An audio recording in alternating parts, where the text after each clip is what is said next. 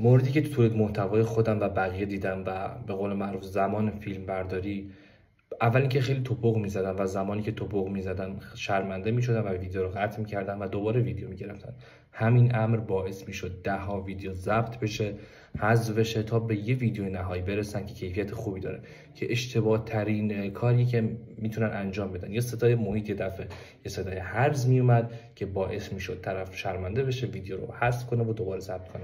همین ضریب خطا، آزمون خطا که انجام میده اینقدر زیاد میشه که طرف دیگه حوصلش نمیکشه این کار انجام بده و متوقف میکنه.